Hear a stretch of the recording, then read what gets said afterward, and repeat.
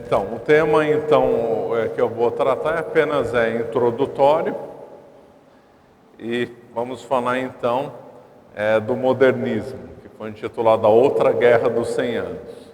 O fato de ser a outra é que faz menção a alguma que aconteceu na história, que foi a guerra dos 100 anos entre a Inglaterra e a França, entre 1337 e 1453. Quem é bom de conta já vê que a primeira guerra dos 100 anos não durou 100 anos, né? Durou 116 anos.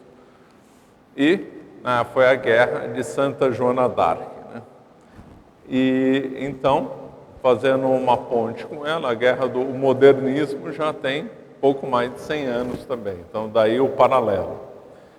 A Guerra dos 100 Anos não foi a mais longa da história, né? A Guerra da Reconquista foi a mais longa. E, na realidade, a guerra mais longa da história entre o bem e o mal, claro. E pensando depois de Cristo, é a guerra da igreja contra as heresias. Essa sim é a grande guerra da história, que só vai terminar no final dos tempos, né? E de tempos em tempos surgem as heresias. Começa uma, termina, começa outra, vai, vem arianismo, pelagianismo, vai um monte, as heresias medievais, protestantismo, iluminismo. Então é uma soma complexa de heresias que vão se sucedendo ao longo da história, que na realidade tem tudo uma mesma raiz. E o modernismo não é diferente, é apenas a última das heresias no decorrer da história.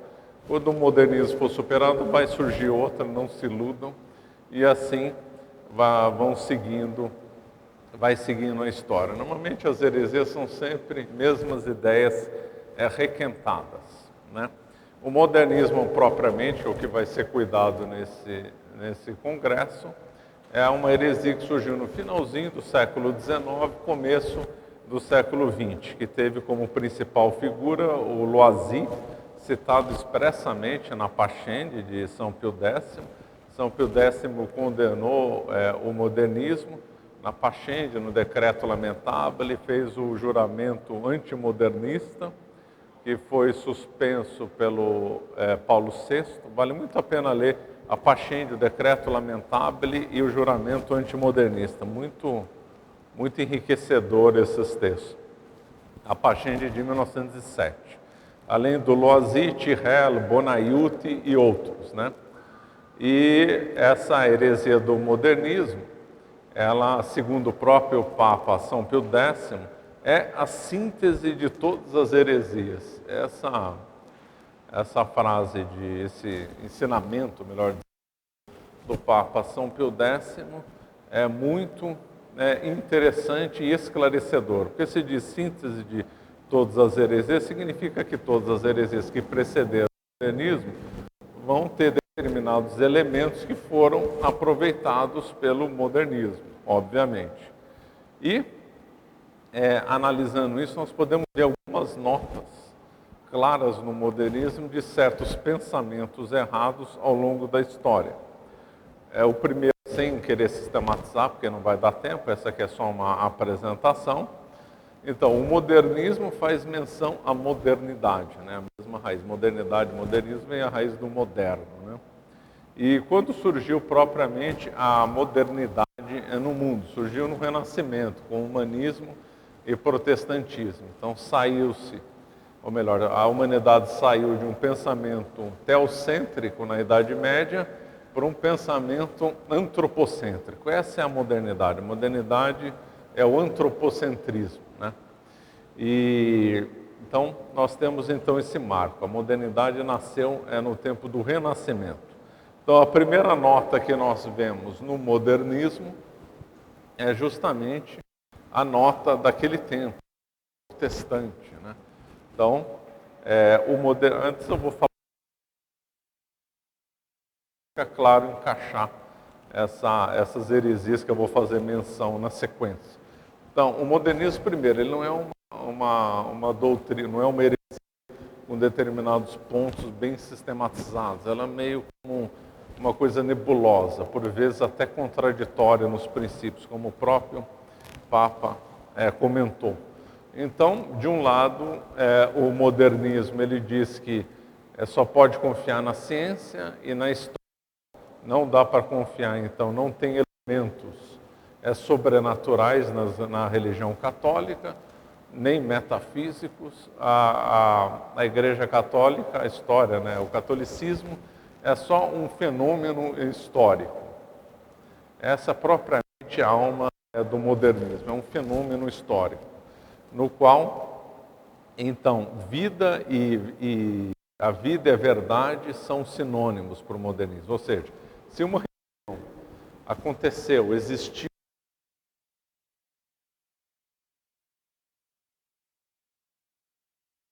o catolicismo existe.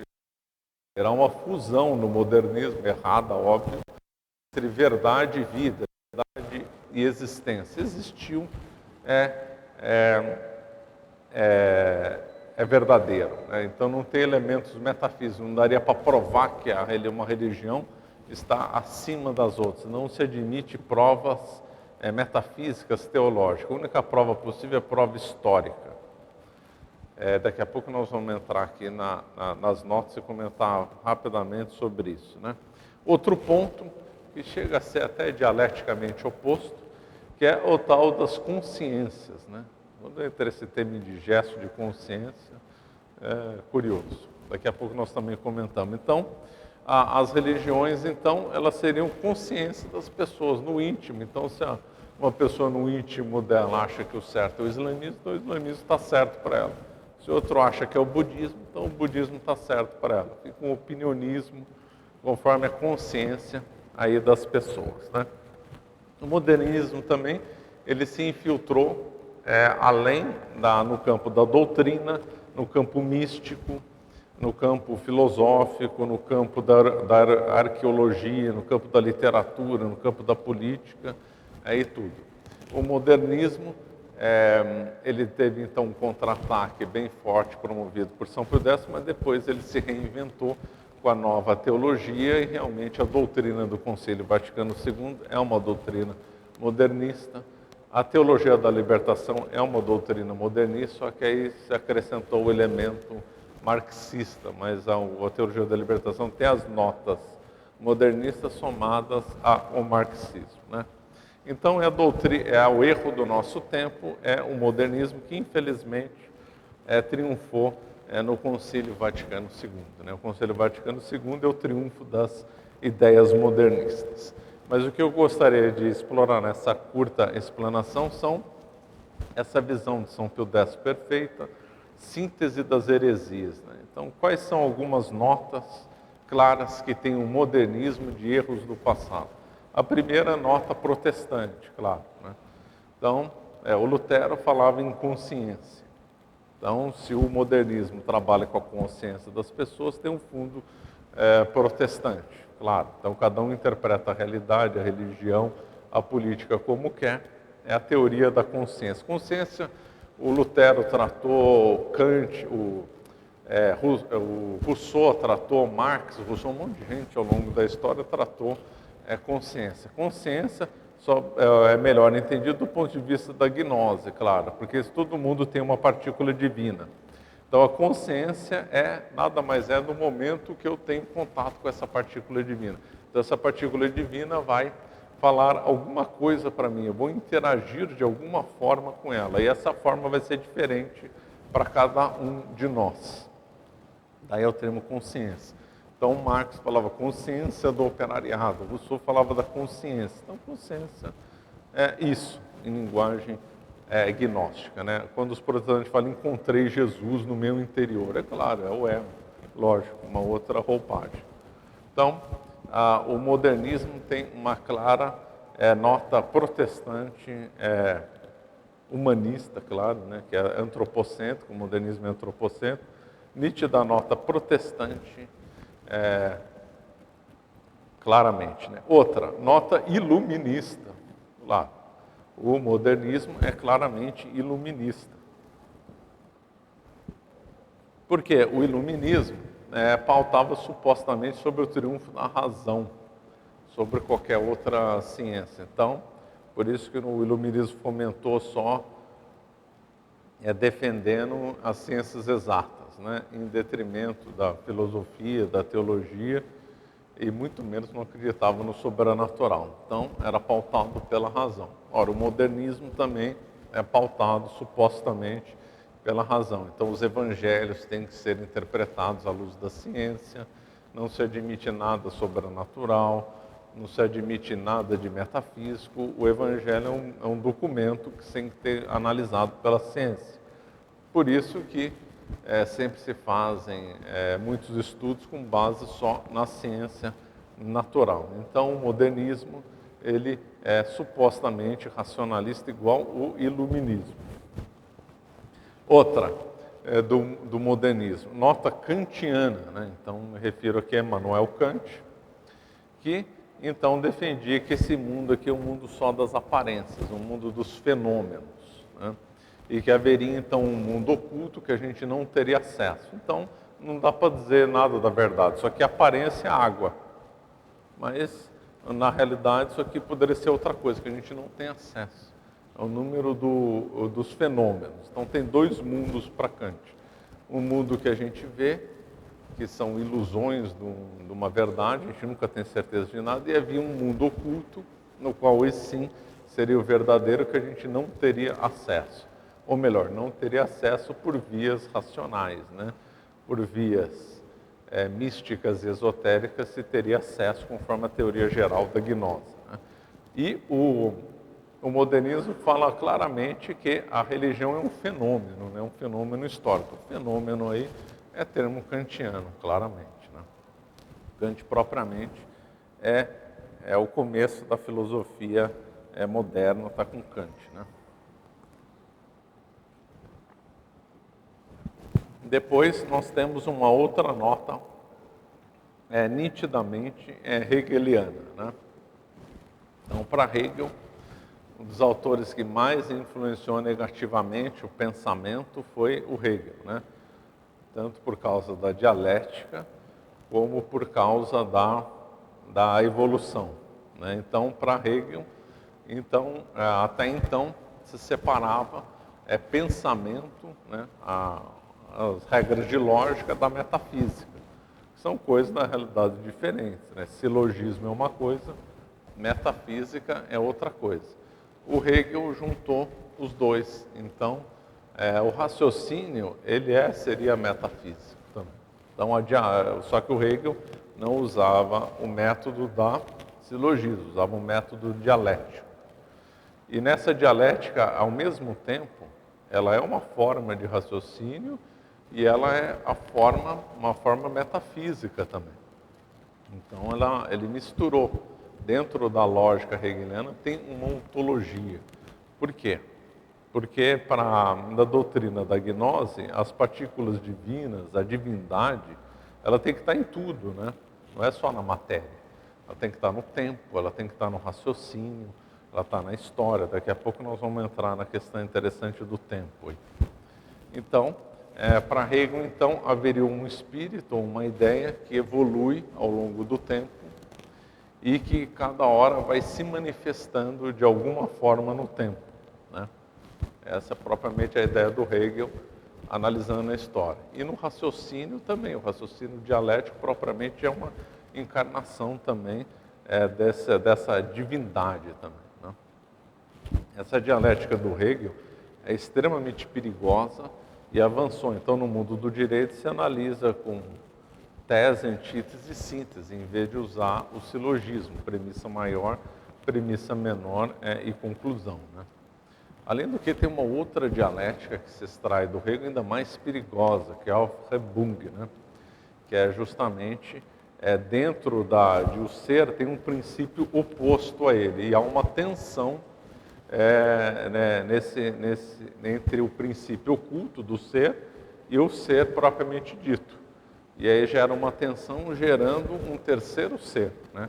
Esse é o Aufhebung, que o Marx se baseou. Então, o capitalismo, ele tem um princípio oposto a ele. Então, vai gerar uma tensão entre o capitalismo e o princípio oposto. Isso vai gerar uma revolução. Só que o problema é que o ser, segundo Hegel, também teria um princípio oposto a ele. E aí só aplicar isso masculino e feminino, os problemas que isso daí dá, né? Que é o mundo que nós estamos vivendo hoje. Então o mundo que nós estamos vivendo hoje é o mundo do Aufhebung de Hegel, claramente, né? Que o ser tem um princípio oposto. Então a água tem um princípio oposto, ele que vai gerar uma tensão, e em algum momento vai gerar uma coisa fora da água, e assim vai. Desde o ser para a sociedade, para a divindade, para tudo, né?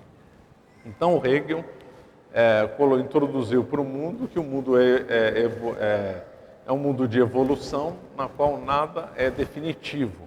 Ora, para o modernismo, eles dizem expressamente que o dogma não tem caráter universal e atemporal, ou seja, não é eterno. O dogma ele tem que evoluir, ele tem que transmudar ao longo da história, tem que ficar mudando. Então, se valeu há 1000 anos atrás, agora não vale mais. Exatamente o princípio hegeliano. O dogma ele tem que ir mudando ao longo da história, não tem jeito. Outro princípio, o princípio historicista, né? O historicismo. O historicismo começou no século XIX, né? O historicismo, na realidade, ele é mal abordado, porque normalmente se fala que tudo tem que ser interpretado a modo de história, as coisas só têm valor na história, isso é propriamente modernista também.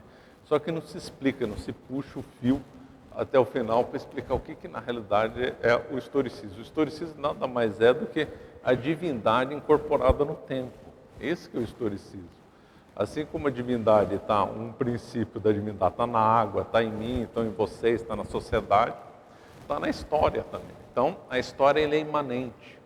Ela tem um imanentismo, né, histórico. A história ela tem uma alma divina.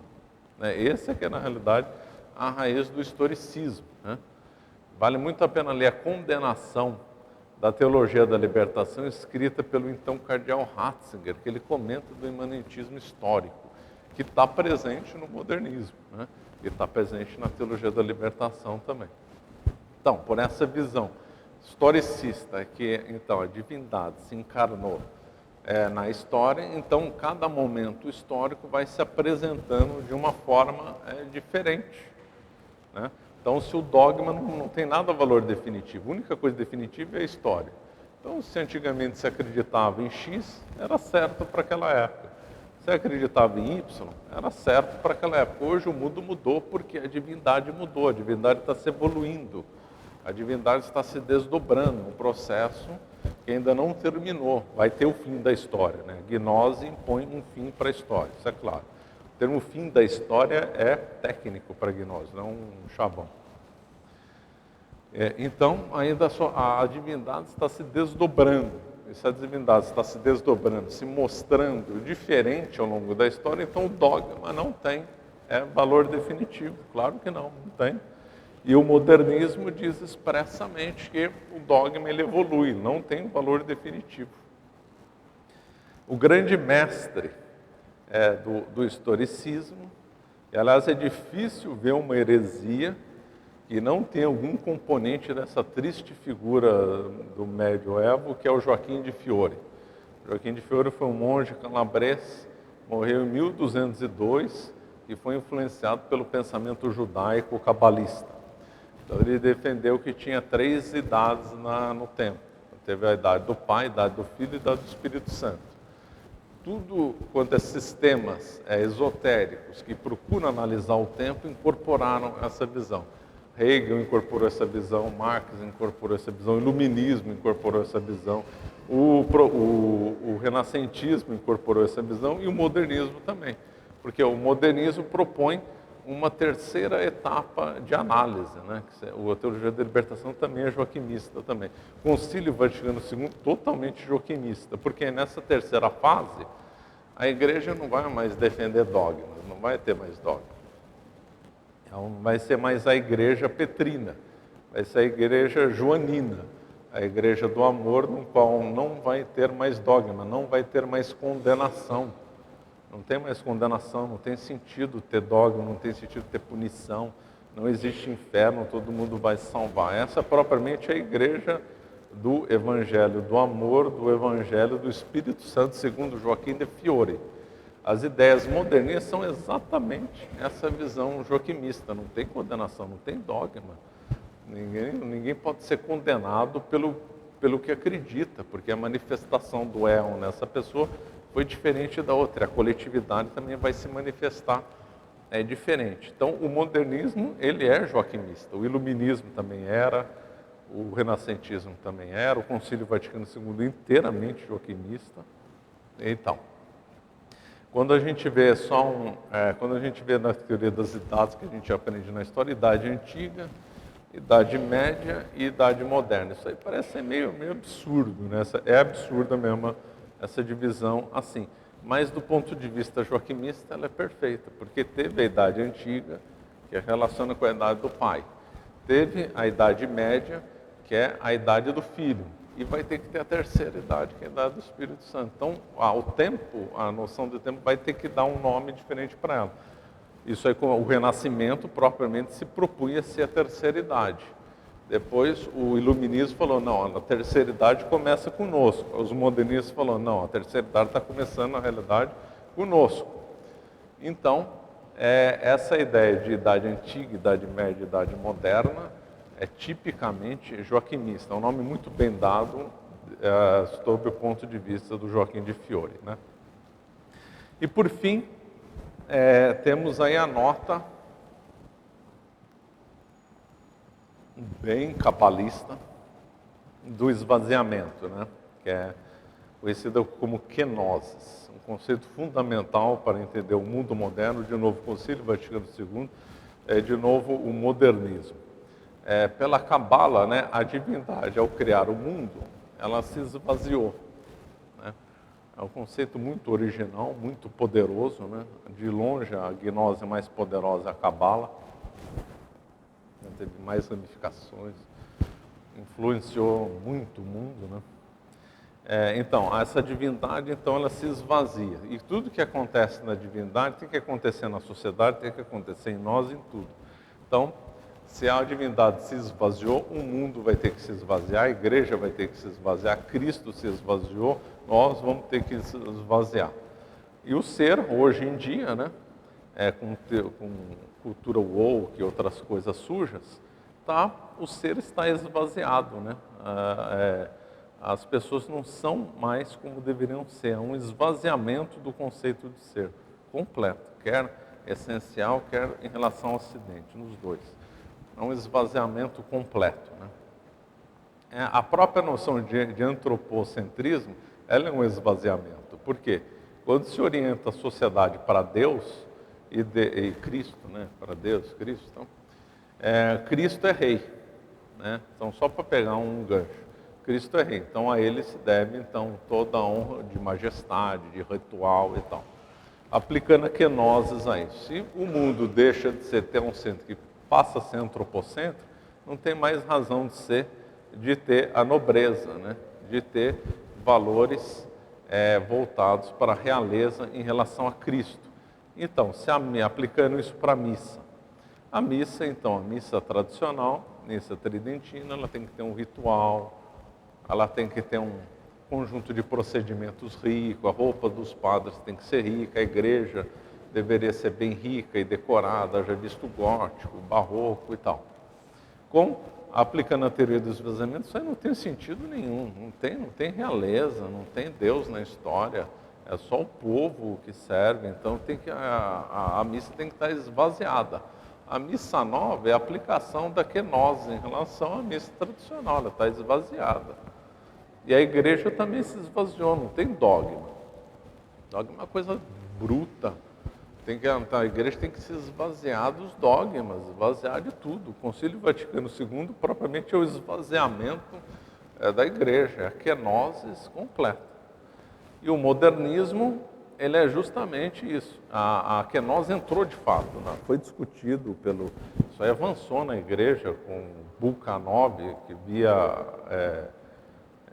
no Concílio Vaticano II foi uma doutrina ligada à kenosis, vinda da Rússia, né? A Rússia, o movimento eslavófilo de inspiração cabalista tinha uma vertente da kenosis, só teve estudo no Concílio Vaticano I em relação a isso, né? Essa doutrina acabou entrando na nova teologia.